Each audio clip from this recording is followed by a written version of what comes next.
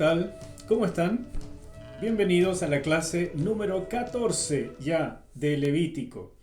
Y hoy día vamos a examinar un capítulo por demás interesante, el capítulo 19. Así que si tienes tu Biblia, ábrela en Levítico capítulo 19. Es un capítulo largo, entonces voy a tener que resumir muchísimo.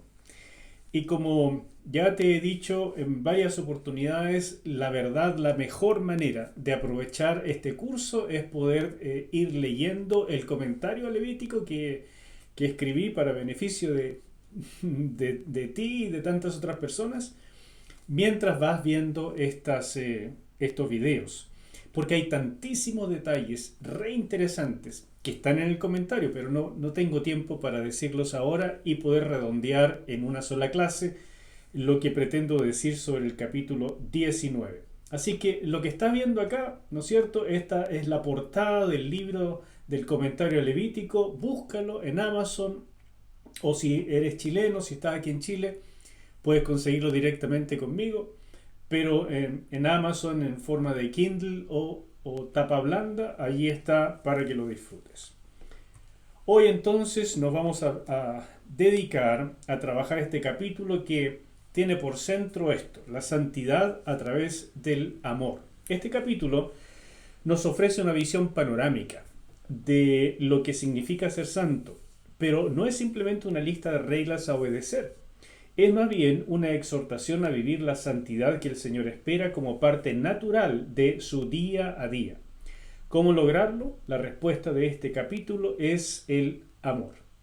Y por eso es tan interesante, porque además de que está en medio del capítulo 18 y el 20, que ya vimos la clase pasada, y que tratan sobre la santidad en el área de la vida íntima, del área sexual, ahora, en este capítulo 19, enfoca muchísimas otras áreas, pero da una respuesta muy particular. ¿Cómo lograr eso? Y por supuesto eso influye también en el área sexual.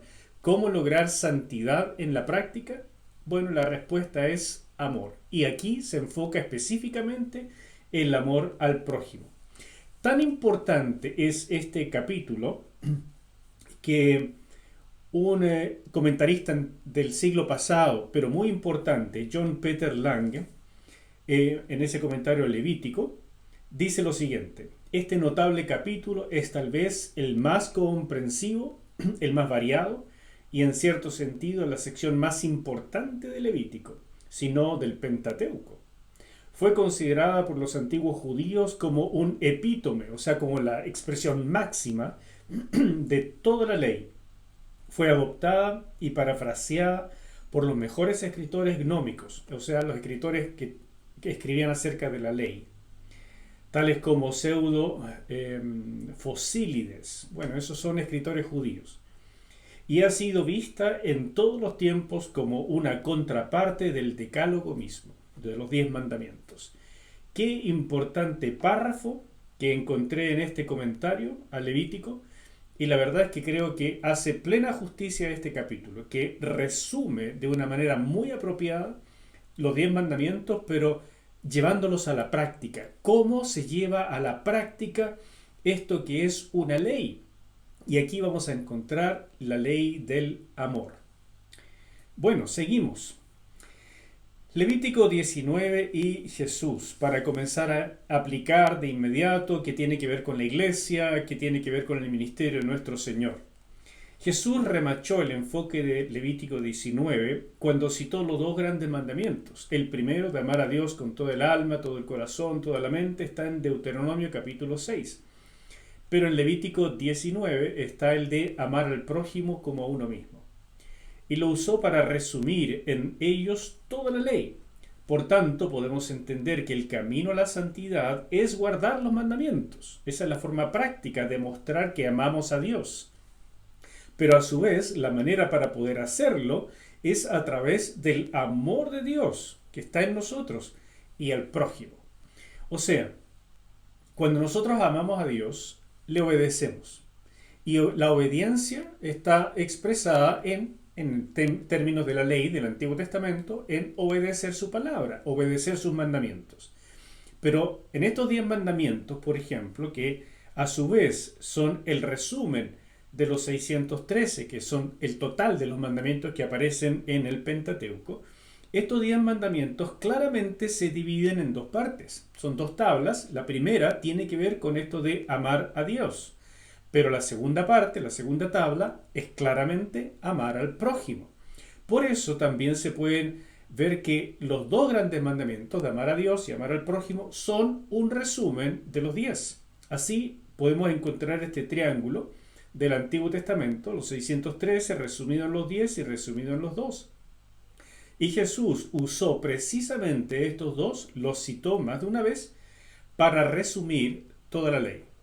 Y creo que nada resume a su vez o explica mejor estos dos mandamientos que las acciones de nuestro Señor, específicamente en la cruz, donde nos muestra el amor a Dios en una obediencia radical, llegando hasta la cruz, y el amor al prójimo, casi como si estuviera con los brazos extendidos, abrazándonos, el amor al prójimo, porque en definitiva su muerte fue por amor a nosotros. Así que creo que Levítico 19 tiene mucho que decirnos en el presente y es bueno que lo conozcamos. Comencemos entonces. El llamado a amar en Levítico 19 es algo único, ¿no es cierto?, en este capítulo de carácter legal. Es el doble llamado a amar al prójimo como característica de los miembros del pacto. Porque ¿cómo se puede llamar en términos legales a amar? ¿Cómo puede alguien ordenarme que yo ame a alguien? Es difícil, ¿no es cierto? Es difícil de entender. ¿Cómo alguien podría sacar una ley? ¿Te imaginas en el Código Civil de nuestro país que dijera es obligatorio amar al prójimo? Está difícil. Y lo que podemos entender acá es que el amor entendido en la ley, en el Pentateuco, tiene que ver no tanto con un sentimiento, sino más bien con acciones que demuestran ese amor.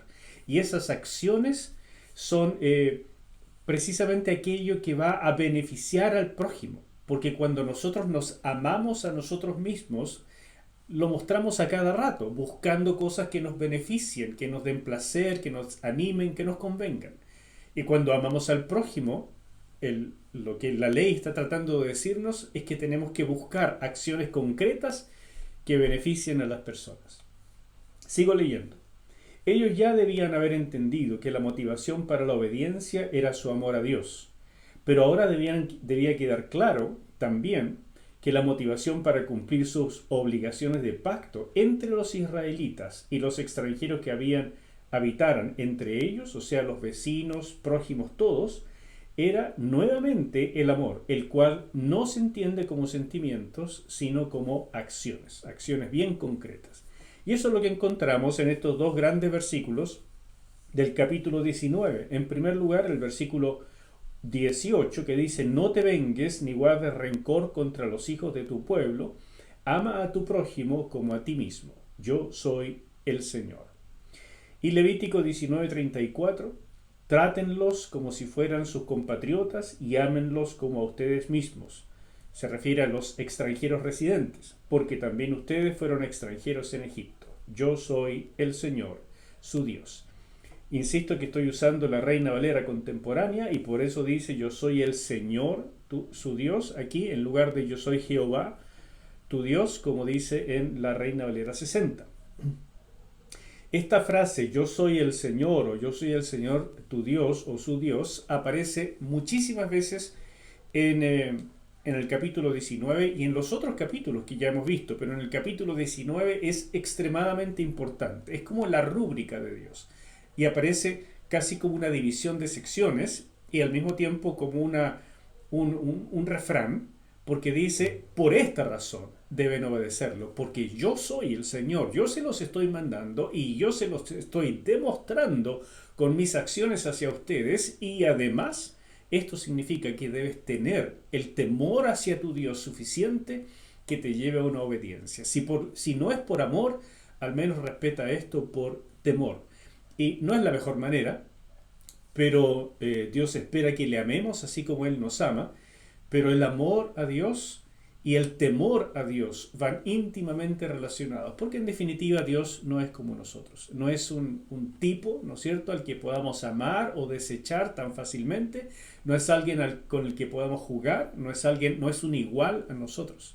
Y por tanto el amor debe conjugarse en la verdadera relación con Dios, con este temor apropiado, esta reverencia, cuidarnos de serle desagradables, porque en última instancia Él es Dios. Bueno, comencemos. Todavía no. Todavía sigo en la introducción. Levítico 19 y el Decálogo. Yo te dije que esto era una especie de resumen del Decálogo completo. Y la verdad es que se ve clarito. El énfasis del capítulo está en la lealtad al Dios del pacto en primer lugar, pero también al pueblo del pacto. El decálogo se ve reflejado en este capítulo. Es evidente que el orden en Levítico 19 no sigue estrictamente el de los mandamientos, pero aún así estos son mencionados. Y aquí en esta tabla te menciono en orden los 10 mandamientos, pero donde aparecen en Levítico 19. O sea, este capítulo 19 cita completamente el decálogo y lo va a expresar en términos muy prácticos. O sea, ¿cómo se lleva a cabo el decálogo? Mediante el amor. Y este amor, que va a significar en primer lugar amar, respetar a Dios para los primeros mandamientos, también debe reflejarse en esta lealtad al pueblo del pacto, este amor al pueblo del pacto, para poder completar los mandamientos 6 al 10. En esta época, el prójimo era considerado básicamente un israelita, o sea, un copactado. Y también los extranjeros residentes, aunque no todos lo entendían así, pero en este capítulo entendemos con claridad que desde la perspectiva de Dios, ellos debían entender a los extranjeros residentes, o sea, a todos aquellos que se hubieran radicado en Israel y se hubieran colocado bajo la soberanía de Dios y bajo los estamentos del pacto, también debían ser considerados como prójimos. La mayoría de los judíos entendieron eso, habían algunos más porfiados, pero en general los rabinos entendieron eso. Pero nadie, hasta Jesús, llegó a mostrar que el entendimiento de prójimo era universal. Toda persona que está cerca de uno, a la cual uno pueda ayudar en términos prácticos, es un prójimo. En definitiva, no se trata de tener buenos vecinos, sino de ser buen vecino. Y lo curioso y lo maravilloso es que cuando uno es un buen vecino, los demás van a tender a reaccionar parecido. No siempre es total, pero van a tender a reaccionar porque es uno el que puede modificar los ambientes. Y ese es el concepto de prójimo desde la perspectiva de nuestro Señor. No esperar que la gente sea buena con nosotros y ellos cumplan este mandamiento, sino nosotros tomar la iniciativa y ser prójimo hacia el que lo necesita, sin distinción étnica, ni de nacionalidad, ni de sexo, ni de ninguna cosa, sino simplemente porque está la oportunidad. Eso es precisamente lo que el Señor nos enseñó, pero es importante recalcar que hasta Jesús el concepto no se había entendido de esa manera tan amplia. Para los judíos era muchísimo más restringido. Así comenzamos ya con la lectura propiamente dicha del capítulo y el primer punto de los versículos 1 al 10, donde se tratan los primeros mandamientos, es la lealtad al pacto. Significa conformarse a la santidad de Dios, porque recuerda que estamos en este código de santidad y todo tiene que ver con eso. Y aquí la santidad se va a reflejar en la obediencia a los mandamientos, los cuales se pueden obedecer por el amor. Esa es la gran enseñanza de este capítulo. Así que leamos los primeros 4 versículos y voy a ir comentando. Esa es la idea de esta clase bien especial. Voy a ir leyendo y comentando los versículos más o menos rápido porque no tenemos tiempo. Son 36 versículos, 37 versículos este capítulo, entonces va a tener que ser lamentablemente un poco rápido y me saltaré un montón de detalles interesantes. Velos en el comentario. Así es que, versículo 1. el Señor habló con Moisés y le dijo: habla con toda la congregación de los hijos de Israel y diles: ustedes deben ser santos porque yo, el Señor su Dios, soy santo. Esta expresión, para comenzar, es importante porque tiene que hablarle Moisés a toda la congregación, a toda la gente. No es para los sacerdotes solamente o para algunos líderes, es para todos los creyentes. A eso se refiere. Y usa esta frase tan importante: ustedes deben ser santos. ¿Por qué? Porque yo, el Señor su Dios, soy santo. Fíjate que esto es citado textualmente por Pedro en 1 de Pedro capítulo 1 versículos 15 al 16. Y eso nos da una pauta súper importante porque nos muestra que este concepto no viene del Antiguo Testamento solamente, o sea, no es para el Antiguo Testamento solamente, aunque viene del Antiguo Testamento, sino que Pedro lo recoge y lo hace pertinente para la iglesia en iguales condiciones. Es decir, para ti y para mí, el Señor está diciendo: debemos ser santos en imitación de nuestro Señor, porque si no, no hay forma de estar en su presencia. Solamente la santidad, en última instancia, nos da acceso al santo. Versículo 3. Cada uno de ustedes debe respetar a su madre y a su padre, y respetar también mis días de reposo. Yo soy el Señor su Dios. Aquí está por primera vez este refrán, no, segunda vez, y lo vamos a encontrar a cada rato, como te dije. Respetar a su madre y a su padre. Aquí está el mandamiento, ¿verdad? El quinto mandamiento. Es interesante que aquí se usa la palabra kabod, honrar, en lugar de yaré, temer o reverenciar, que es lo que se usa en el Decálogo, ¿no es cierto? Tanto en Éxodo como en Deuteronomio se usa la palabra más bien temer a los padres, reverenciarlos, mientras que aquí se usa la palabra kabod, que es honrar, darles honra. Es un poco diferente. Y también es muy inusual y muy interesante que comience con respetar a la madre y al padre, porque en el mandamiento, en Éxodo y en Deuteronomio, se dice: respeta a tu padre y a tu madre, pero aquí comienza con la mamá. Y me parece extraordinariamente interesante. Yo sugiero que es porque tiene una relación con el capítulo anterior, el capítulo 18, donde se muestra todo tipo de abuso hacia las mujeres sexuales. Y entonces aquí va a comenzar de esta manera, diciendo: mira, ve en las mujeres el reflejo de tu madre. Y por eso pone este énfasis: honra a tu mamá y a tu papá. Pero comienza con la madre, para levantar a la mujer específicamente. Hónrala. No es tanto respétala, témele, como dicen los mandamientos, sino hónrala, levántala, respétala. Y como la ley fue dada para adultos, aunque por supuesto los niños tienen que respetarla, pero fue dada a adultos para que ellos la pusieran en práctica en primer lugar, esto tiene una connotación bien particular hacia la ayuda social a los padres cuando ellos ya no estuvieran en condiciones de sostenerse a sí mismos. Entonces, no perdamos esto de vista. Honrar a los padres significa, por supuesto, respetarlos, significa no faltarles el respeto, por ningún motivo levantarles la mano, cuidarlos cuando ya están viejitos, proveerles para sus necesidades cuando ellos ya no puedan. O sea, hay una relación que Dios espera. La santidad, hermanos queridos, comienza en casa. No podemos ser santos en la iglesia si tenemos la escoba en la casa. No podemos ser santos delante de Dios y alegar santidad para entrar a su presencia si ni siquiera nos cuidamos de proteger a nuestros padres, a nuestros hermanos, a nuestros amigos, a nuestros hijos, a nuestras esposas y esposos.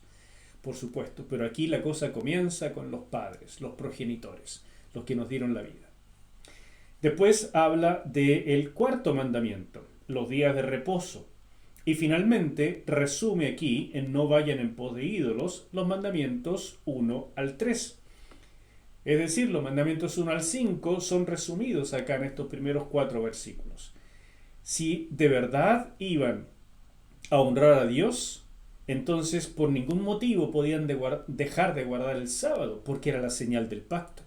Y por ningún motivo podían ir tras los ídolos. Ya lo había dicho en los mandamientos: no te harás imagen, no te inclinarás a ellas, no tendrás otros dioses delante de mí, etc. Aquí entonces se resumen los primeros 5 mandamientos de una manera maravillosa, realmente sublime, porque es tan resumido pero tan potente. Porque en realidad, si la gente no estaba dispuesta a comenzar por honrar los mandamientos que tienen que ver con amar a Dios, no tenía mucho sentido todo lo que iba a decir después. Porque si no podemos amar a Dios, menos vamos a amar al prójimo. Es mentira si decimos que vamos a amar a la gente más que a Dios. Y al mismo tiempo es mentira decir que amamos a Dios si no podemos amar al que está al lado de nosotros. Sigo leyendo ahora los versículos 5 al 10 y con eso termina esta primera sección. Cuando ustedes me ofrezcan como sacrificio una ofrenda de paz, ofrézcanlo de tal manera que yo lo acepte. Los sacrificios deberán comerlo, los sacrificados deberán comerlo el día que lo ofrezcan y el día siguiente. Si algo queda para el tercer día, deberán quemarlo, pues comerlo al día tercero es una abominación y no lo aceptaré. Quien coma eso cargará con su maldad por haber profanado lo que se consagró al Señor y será eliminado de su pueblo, o sea, muerto. Qué interesante que inmediatamente después nos da este tema del sacrificio. Y claro, usa el sacrificio de paz. Ya vimos todos los sacrificios en los primeros capítulos, ¿no es cierto? Pero usa el sacrificio de paz, yo creo que como un resumen de todos los sacrificios, porque el sacrificio de paz solo se podía ofrecer cuando ya se habían entregado los otros sacrificios anteriores. Entonces, este es un sacrificio culminante. Y básicamente lo que dice es todo el sistema sacrificial. No te atrevas a ofrecerlo de una manera distinta a la que te mandé. La adoración tiene que ser a la manera de Dios y no a la que se te ocurra, porque si lo haces a tu manera, aunque, bueno, si se parece, si es como la de Dios, andamos bien, pero si es a tu manera, a tu pinta, no es otra cosa que la adoración que hacen las demás naciones, que hacen los paganos en tiempos del Antiguo Testamento, porque ellos en el fondo habían inventado sus religiones, sus dioses, su forma de adoración y sus abominaciones. Y por eso aquí Dios lo dice con claridad. Si vas a ofrecerme un sacrificio de paz, que es el culminante, ofrécelo como te mandé, porque de lo contrario no será aceptado. Y aquí habla de cuándo comerlo. Se podía los 2 primeros días, pero no el tercero, y todo eso ya lo estudiamos, ya lo tienes que saber. Pero el punto es remarcar, ¿es a la manera de Dios o ninguna? Después dice en el versículo 9, cuando coseches tu trigo, no ciegues hasta el último rincón de tu campo, ni espigues la parte segada. No rebusques tu viña, ni recojas las uvas que se te caigan. Déjalas para los pobres y los extranjeros. Yo soy el Señor tu Dios. Aquí entonces vemos con ese refrán que acaba esta sección. Mira qué interesante esto.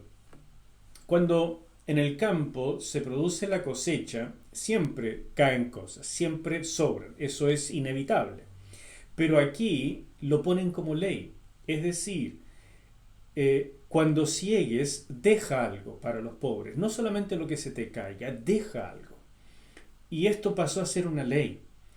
Y de acuerdo a la generosidad del dueño del campo, también era la bendición que iba a tener, según lo que el Señor había prometido. Y lo menciona, por ejemplo, con el trigo y con las viñas, pero eso es básicamente con toda cosecha. El punto es que la santidad tiene una estrecha relación con el cuidado de los pobres. Ese es el pensamiento de Dios. No podemos decir que amamos a las personas si solamente son nuestros amigos, nuestros colegas, nuestra familia, los hermanos de la iglesia, hasta ahí llegamos, pero vemos un pobre y no nos da nada. Vemos una necesidad y no hacemos nada. Vemos como iglesia que hay cosas que se deben y se pueden hacer y no nos preocupamos y quedamos impávidos. Eso, mis hermanos, desde la perspectiva de Dios está terriblemente mal y lo llama hipocresía. Por eso dice acá, cuando ciegues, cuando hagas la cosecha, deja algo para que los pobres puedan ir y tomarlo con sus propias manos. De esa manera no sienten la vergüenza tampoco de tener que recibir limosna, sino que pueden trabajar, pero ellos no tienen tierra. Y se refiere específicamente a los huérfanos, a las viudas, a los extranjeros que tal vez no tengan medios de producción. El caso típico del Antiguo Testamento, por supuesto, es Ruth. Y todo lo que ese libro nos enseña acerca de los pobres, de las viudas en ese caso, y de lo que hizo Booz al proveer para estas personas de manera generosa. Entonces, esto surge de esto, de que el amor al prójimo, si uno tiene la posibilidad, debe hacerlo, porque el que ayuda al pobre presta a Dios. Eso es lo que dicen los proverbios. Y la generosidad es parte del amor. No puedo decir que amo si no soy generoso, porque el amor en términos del Antiguo y del Nuevo Testamento son acciones concretas, no sentimientos. O sea, no saco nada con mirar a un prójimo y llorar de ternura o de tristeza o de compasión. Tengo que meterme la mano en el bolsillo y hacer algo. Y eso es, en primer lugar, desde mi perspectiva, un llamado a la iglesia, al pueblo de Dios, a que se organice para siempre tener la obra social como parte de sus ministerios. Muchas iglesias invierten mucho dinero en misiones y nada en obra social. Y yo creo que ahí hay un desenfoque. Ojo con esto, porque el Señor lo está mirando y Él mandó: cuando coseches tu trigo, no sigues hasta lo último. Permite a tu prójimo que se gane el pan dignamente a través de tu generosidad. No es solo regalarle, sino también permitirle que haga lo suyo para tener, incluso para ofrendar a Dios.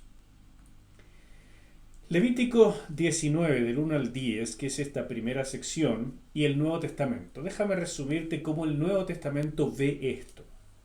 El Nuevo Testamento reitera el requisito del cuidado de los pobres como el fruto de una espiritualidad genuina. Y ahí te cito un montón de versículos que te ruego los puedas leer con calma en casa, porque no es algo del Antiguo Testamento solamente, es algo de simplemente de ser o no pueblo de Dios. Y entonces dice, el cuidado de los pobres es el fruto de una espiritualidad genuina. Tampoco hoy podemos hablar de una verdadera adoración si solo procuramos la satisfacción espiritual personal y no se incluye una ayuda activa a los necesitados entre los prójimos con los que tenemos contacto, tanto dentro como fuera de nuestras congregaciones. Y permítanme leer contigo este importantísimo pasaje de Hebreos capítulo 13, versículos 15 y 16. Por lo tanto, y te recuerdo que Hebreos es prácticamente un comentario a Levítico en muchos sentidos. Dice el escritor: por lo tanto, ofrezcamos siempre a Dios por medio de Jesús un sacrificio de alabanza, es decir, el fruto de labios que confiesen su nombre. Este es el sacrificio de paz. En términos del Antiguo Testamento se llama sacrificio de paz. El autor de Hebreos lo traduce aquí como en este sacrificio de alabanza. Y versículo 16: no se olviden de hacer el bien ni de la ayuda mutua, porque estos son los sacrificios que agradan a Dios. ¿Notas cómo junta estas dos cosas? La ofrenda de paz y la ayuda al prójimo. Básicamente el mismo orden que vimos o acabamos de ver en Levítico 19. Sección número 2, de los versículos 11 al 18. Ahora vamos a ver la segunda tabla de la ley. Y nuevamente el amor va a ser el canal, pero ya no es tanto el amor a Dios, sino ahora, y sorprendentemente, el amor al prójimo. Leo y comento entonces, versículo 11. No hurtes, no engañes, no se mientan el uno al otro. Este también es un mandamiento, ¿no es cierto? No juren falsamente en mi nombre, ni profanen así mi nombre. Yo soy el Señor su Dios. No oprimas a tu prójimo, no le robes, no retengas en tu casa hasta el día siguiente el salario del jornalero. Qué interesante, ¿no es cierto? Aquí robar, que sabemos que es un mandamiento, uno a veces se pregunta, bueno, ¿y cómo puedo llevar esto a la práctica? Porque yo no le robo a nadie, no salgo con una pistola en la noche a asaltar a las personas, ¿no es cierto? Entonces Aquí nos da un ejemplo práctico. No retengas el salario del jornalero, porque el jornalero era en aquel entonces la persona que vivía de lo que ganaba a diario. Si uno retenía su pago del trabajo del día y yo se lo entregaba al día siguiente, algo que a lo mejor legalmente era permitido, o sea, me acojo a un resquicio legal, simplemente porque me dio la gana o porque no me dio ganas de ir a pagarle o porque me dio lata y quiero simplemente molestar al jornalero. ¿Por qué? Porque puedo hacerlo, porque yo soy el jefe. Todo eso era altamente inaceptable para Dios, porque el hombre no iba a tener nada con qué llegar a la casa para comprar ese día, para comer ese día. Entonces, aquí nos da un ejemplo práctico de lo que significa robar. Para Dios, esa actitud, aunque legalmente pudiera ser permitida, era robar. No maldigas al sordo ni pongas tropiezo delante del ciego. Más bien debes tener temor de mí. Mira qué interesante cómo va aumentando la presión. Si en la primera parte nos habló de la relación entre iguales y ser misericordioso, ser prójimo, ¿no es cierto? En la segunda parte, cada vez se está empezando a llegar más a los desvalidos, llegando hasta lo máximo. Imagínate un sordo o un ciego, que en aquel entonces probablemente solo se podía dedicar a la mendicidad. Bueno, aquí nos dice con toda claridad, si tú llegas a maldecir a un sordo o poner tropiezo a un ciego, maldecir porque no te puede escuchar o hacer tropezar para divertirte a un ciego que no te puede ver, ten cuidado, porque yo sí puedo ver, dice Dios, y yo sí puedo oír, y yo defiendo al desvalido. Entonces todo esto nos muestra que el Señor está tremendamente inmiscuido en la vida diaria de su pueblo y toma nota de nuestras acciones, que debemos llevar a cabo no por obligación, sino por amor. Pero si no fuera por amor, bueno, hágalo por obligación, porque es necesario, está dentro de un código legal. Pero lo que Dios espera es que finalmente lo hagamos por amor, que esa sea la motivación.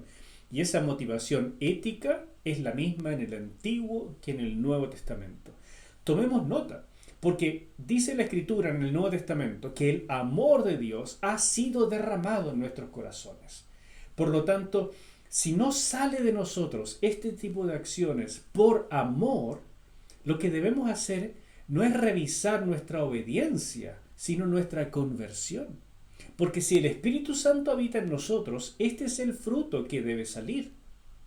Si no sale este fruto, el problema es que el Espíritu Santo o no está en nosotros o está terriblemente apagado. Lo hemos oprimido con una vida que va en contra de los designios de Dios. Entonces toma nota, estas cosas son extremadamente prácticas. Y al mismo tiempo esto otro, donde dice, si tú llegas a transgredir estas cosas porque se puede, porque la ley te lo permite, porque es hasta socialmente aceptado, pero tú sabes que no debes hacerlo, ten cuidado. Porque el pobre, el desvalido, está defendido por su Dios. Tarde o temprano voy a pedir cuentas. Y si tú vives al límite, en el borde de la ley, simplemente porque se puede, ten cuidado. Porque en última instancia, el juez final no es aquel de la Corte Suprema, sino yo, tu Dios. Eso es lo que tenemos que tener en cuenta, mis hermanos. Nosotros vivimos una calidad de vida superior cuando nuestro Dios es el juez final. No necesitamos ni siquiera jueces humanos para que regulen una forma de vida que tiende hacia lo impecable, porque vivimos en función de amar a Dios y amar al prójimo. Versículo 15. No seas injusto en el juicio, no favorezcas al pobre ni complazcas al poderoso. Trata a tu prójimo con justicia. Normalmente se habla de favorecer al pobre, ¿no es cierto? Y sacarle la mugre al poderoso. Pero aquí, porque es Dios el que dice esto, dice, mire, no hay favoritismos. El pobre y el rico pueden ser injustos, y con los dos hay que ser completamente imparcial.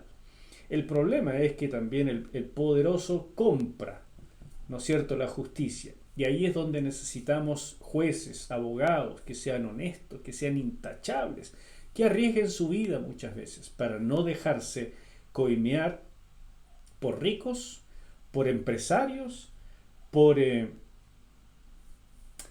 grupos económicos, por narcotráfico, por nadie. Y tan difícil que es eso, mis queridos, porque uno puede ser coimeado por la avaricia y también por el miedo. Pero cualquiera de estas dos produce una corrupción social y no hay que darle el favor a nadie. Mira, en aquel entonces todos los israelitas podían en un momento dado ser juez y ser también el que llevaba adelante una sentencia. Era un sistema jurídico diferente al nuestro.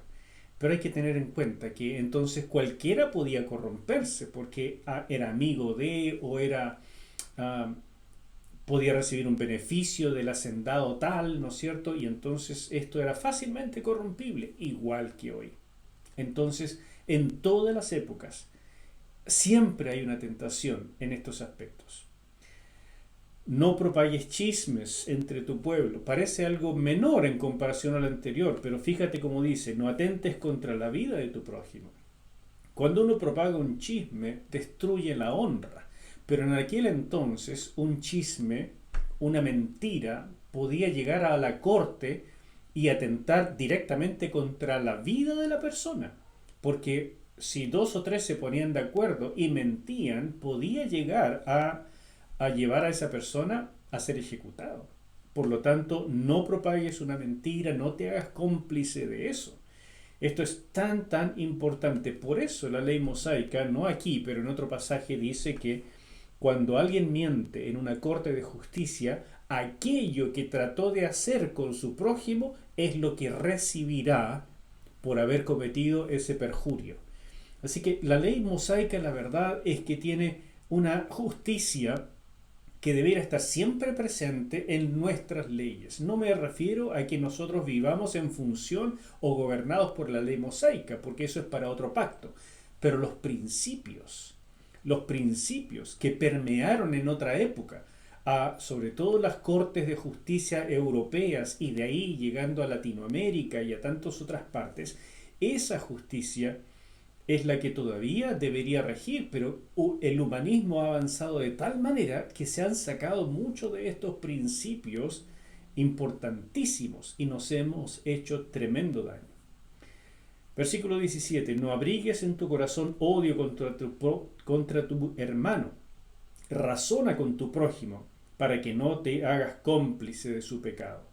No te vengues ni guardes rencor contra los hijos de tu prójimo. Ama a tu prójimo como a ti mismo. Yo soy el Señor. Este versículo 18 es el famoso versículo de ama a tu prójimo como a ti mismo, de donde el Señor Jesús dijo, este es el segundo mandamiento y tiene la misma importancia que el primero de amar a Dios con todo el alma, toda la mente y todo el corazón.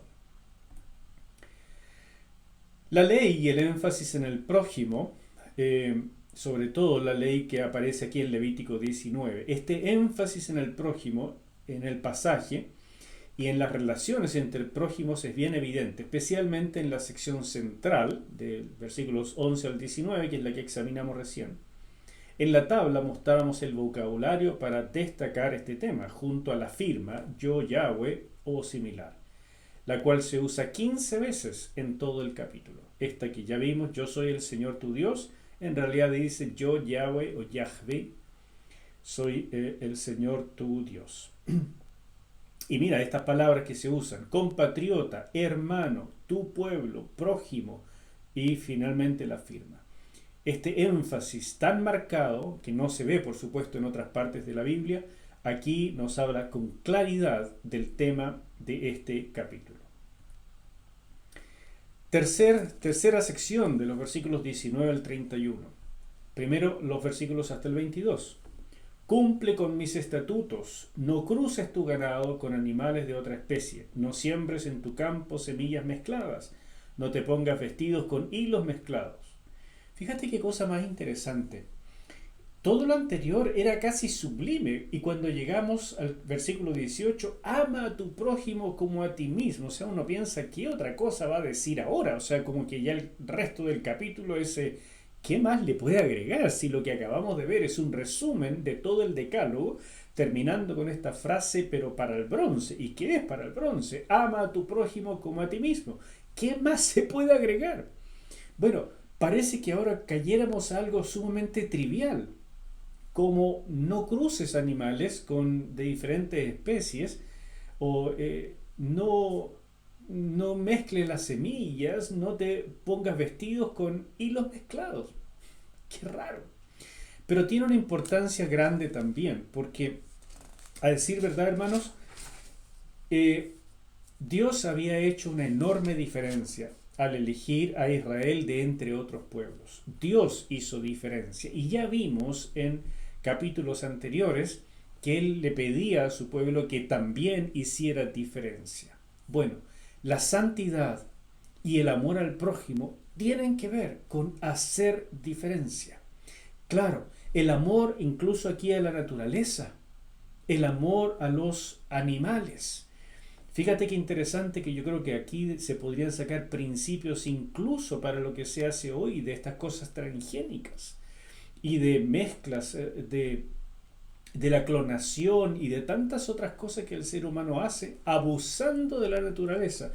Aquí hay principios para decir, Dios pide que no se hagan mezclas. Por supuesto, la principal mezcla es no tener otros dioses, no ir a otros cultos que fueran paganos, etcétera. Pero este ambiente, esta necesidad de hacer diferencia, Dios dijo, yo la hice con ustedes.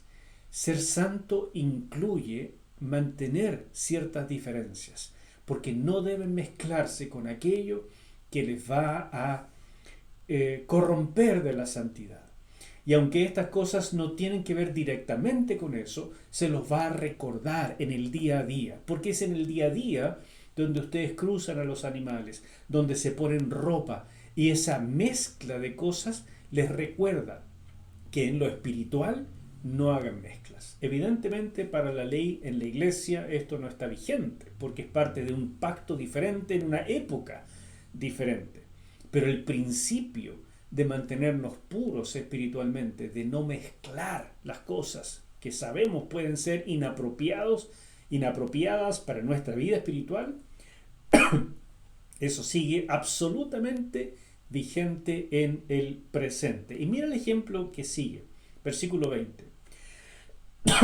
Disculpa. Si alguien se acuesta con una esclava que ya esté desposada, pero que no haya sido rescatada ni haya recibido la libertad, ninguno de los dos morirá, porque ella no es libre, pero los dos serán azotados. En expiación por su culpa, el hombre presentará un carnero al Señor y lo llevará a la entrada del tabernáculo de reunión. Con el carnero de la expiación, el sacerdote lo reconciliará delante del Señor por el pecado cometido, y su pecado se le perdonará. Esto parece como que cambió el ritmo o cambió el tema, pero no es así. Sigue hablando de estas mezclas, porque en este caso es el abuso de una esclava. Esta esclava no tiene mucho cómo defenderse, pero ha sido desposada. Tiene la oportunidad de entrar al pueblo del pacto, porque ya no como esclava, sino como esposa, tal vez del hijo del dueño, o del dueño mismo, o de alguna otra persona al cual el dueño se la puede entregar. Entiéndeme que en esta época todavía no hay una lucha contra la esclavitud, sino que está siendo regulada, porque Dios está diciendo, aún los más desvalidos, incluso los esclavos, cuentan con mi protección. Todavía no está este ritmo de la emancipación de los esclavos, que era parte de la cultura de la antigüedad, pero sí de la protección. No puedes abusar de un ser humano tomándola simplemente porque te gustó y te acostaste con ella, porque pudiste hacerlo. No, no, porque no es tuya, no es una cosa, y debes respetarla. Por lo tanto, en este caso no se toma como adulterio completamente, y por eso no mueren ellos, sino que se toma como una una falta grave, por eso son azotados. Y en este caso, ella también es azotada siempre que hubiera habido consentimiento. Ah, Insisto, son cosas que todavía nos cuesta a nosotros bastante entender, porque son de otra época, pero lo que hay que rescatar es el principio de la protección de Dios. Siguientes versículos. Cuando ustedes entren a la tierra y planten toda clase de árboles frutales, considerarán impuros los frutos de los primeros 3 años. No deben comer sus frutos. Aquí hay un uso de la palabra impuro que nos ayuda muchísimo en todo lo que vimos antes. Impuro no tiene que ver con que los frutos estén malos, que estén podridos o algo así. Significa que no deben tocarse, no deben comerse. ¿Por qué? Todos los frutos del 4 año los consagrarán al Señor entre cantos de alabanza. Y el 5.º año ya podrán comer de sus frutos, pues yo haré que éstos aumenten. O sea, no de los árboles que ya encontraran cuando ellos entraran a la tierra prometida, sino de los árboles que ellos plantaran. Cuando esos árboles van creciendo, ¿no es cierto? Fueran creciendo, lentamente iban a empezar a dar fruto. Y Dios les pide una restricción. Les dice, no coman del primero, ni del segundo, ni del 3.er año, ni tampoco del 4.º, porque en el 4.º año me van a traer los frutos a mí, va a ser su ofrenda, las primicias. Pero los primeros 3 años no los coman. Es muy posible que esto tenga alguna cosa científica detrás, donde Dios permite que el árbol se fortalezca antes de que empiece a ser cosechado de manera continua. A lo mejor, no tengo idea. Pero el principio fundamental es restringirse, autorrestringirse para poner a Dios primero. Y por eso es tan importante. Al 4.º año los van a consagrar estos frutos en medio de cantos de alabanza, reconociendo que el fruto de cualquier cosa, por supuesto de los árboles, viene del Señor. Y la promesa es, yo haré que estos aumenten. ¿Lo podemos creer? Bueno, nadie hace esto en la agricultura en el presente, pero el pueblo de Israel tenía que hacerlo, además de guardar el día sábado sin trabajar, además de guardar el año sabático y después el año de jubileo, como veremos en los capítulos siguientes de Levítico. Por supuesto, les recuerda, no coman nada con sangre, que ya lo vimos en el capítulo 17. No se dediquen a hacer predicciones ni adivinaciones, o sea, estas prácticas de los cultos paganos. No se hagan tonsuras en la cabeza, ni se corten la punta de la barba. No se hagan cortes ni marcas en el cuerpo por causa de un muerto. Estas eran prácticas también de los cultos paganos, específicamente de los funerales, eran parte de los lutos, ¿no es cierto?, de los ritos mortuorios, y no solamente de eso, sino también de las prácticas de necromancia, o sea, todo lo que tuviera que ver con la muerte en el mundo pagano hacía esto. La tonsura, que es esta cosa aquí en la peladita, ¿no es cierto?, de la cabeza, se podía rasurar, era parte de eso, o cortarse parte de la barba, era una demostración de luto muchas veces, o simplemente de ser parte de un culto, y además hacerse marcas en el cuerpo, sajarse, quemarse, tatuarse y tantas otras cosas. ¿Por qué? Porque ellos eran propiedad de Dios. Y eso es algo que hoy, tal vez más que nunca, debemos recalcar. Muchos jóvenes me preguntan, ¿puedo tatuarme, pastor? ¿Tiene algo el Señor en contra de esto? Y aquí tienen una respuesta. No se trata de que el tatuaje per se sea malo.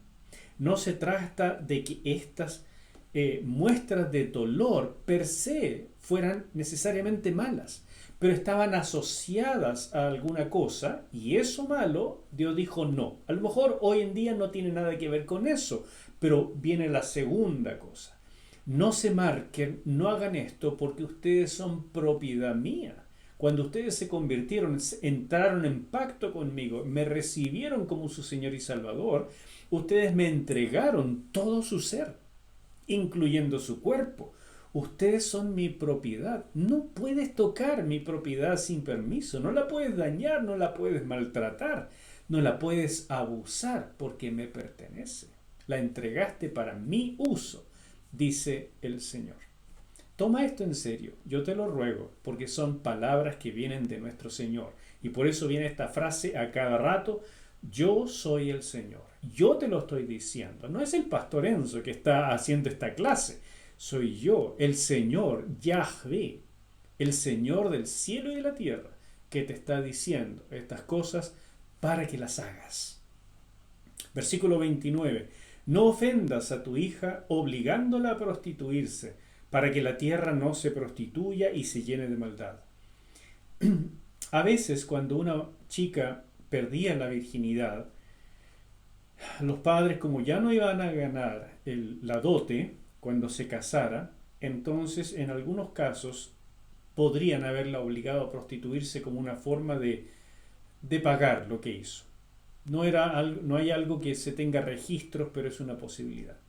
También, cuando ya la situación era muy grave en cuanto al paganismo, algunos padres entregaron a sus hijos e hijas para la prostitución en estos cultos de fertilidad. De eso sí hay registros.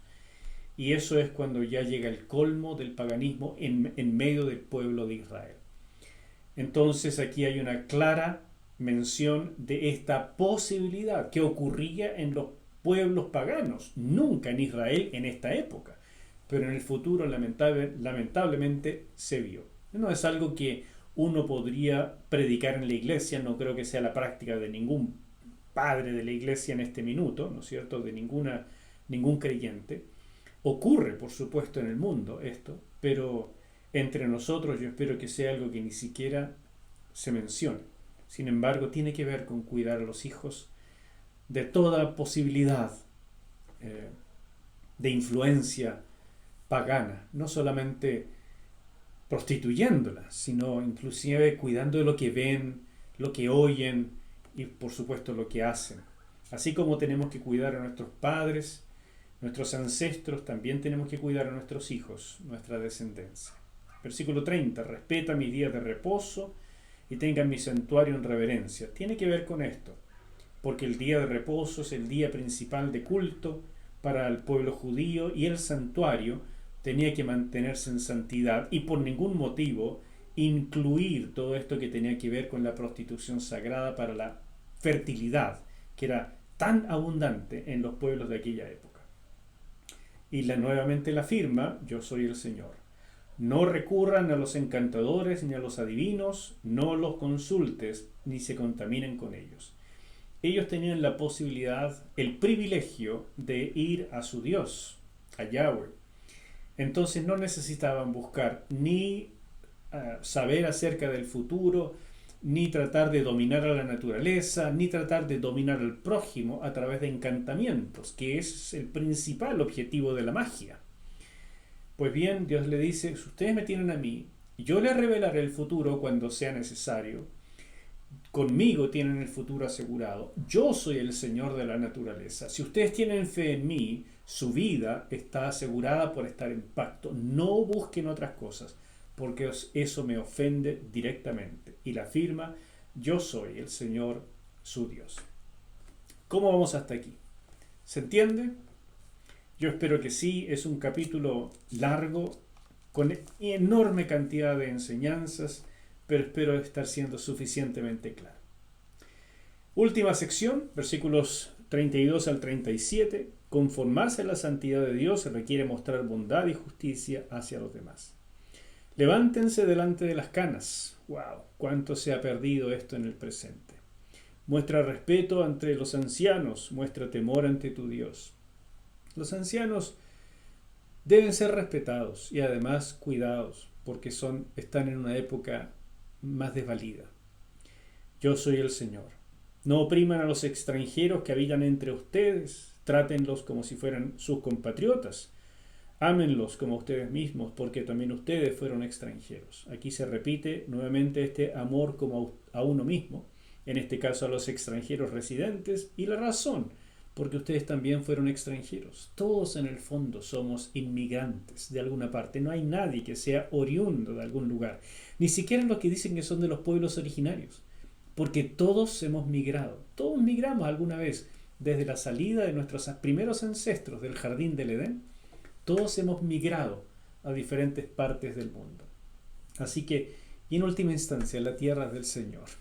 Igual nosotros somos invitados a vivir en el planeta Tierra.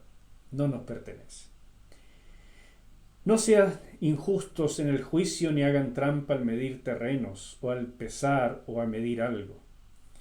Usen balanzas y pesas, medidas justas. Yo soy el Señor su Dios, que los sacó de la tierra de Egipto. Cumplan todo con todos mis estatutos y con todas mis ordenanzas y pónganlos en práctica. Yo soy el Señor.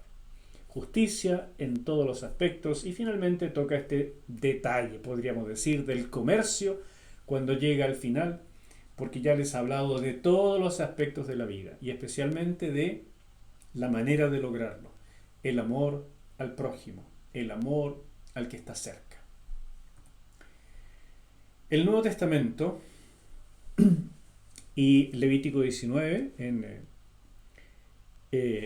aquí me equivoqué, no es en Nueva York, sino en el Nuevo Testamento.